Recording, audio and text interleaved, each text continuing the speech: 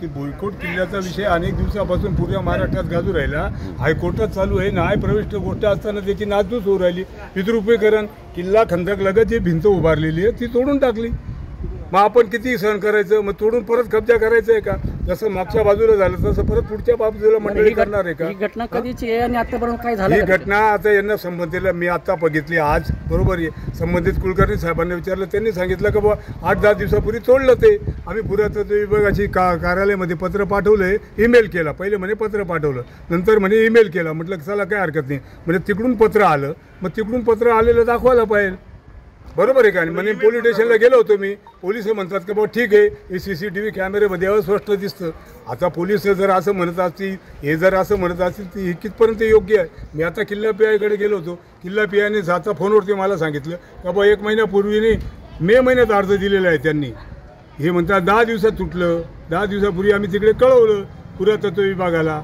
आता इथे काम चालू आहे. शासनाने 1,80,00,000 रुपये निधी दिला या पुरातत्व विभागाला, आणि पुरातत्व विभागाचा एकही माणूस याच्यावर नियंत्रण येणार. हे एकमेव इथे रखवालदार आहेत, त्यांचं काम आहे. यांनी आम्हाला कॉन्टॅक्ट करायला पाहिजे होता, काका असं असं झालं. एक प्रविष्ट बाब असताना, आम्ही सगळे याचिकाकर्ते असताना सुद्धा या सगळ्या घटनेचं पोलिसांकडनं, पुरातत्व विभागाकडनं कोणत्याही पद्धतीने गांभीर्याने घेऊन जात.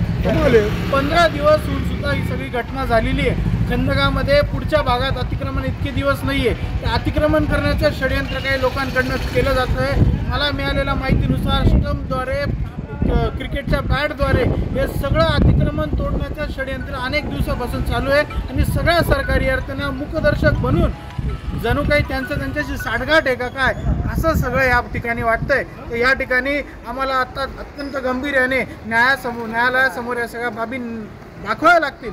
सोबतच प्रशासनाची आणि पुरातत्व विभागाची ही सगळी साशंक भूमिका सुद्धा अत्यंत गंभीरपूर्वक आहे आणि मालेगावला कायदा सुव्यवस्थेला बिघडवणारी आहे. तर तातडीने या सगळ्या आरोपींना अटक केली पाहिजे, त्यांच्यावरती गुन्हा दाखल झाला पाहिजे. आता isakal.com आहे देशातील नंबर 1 ची मराठी न्यूज वेबसाईट. प्रत्येक अपडेटसाठी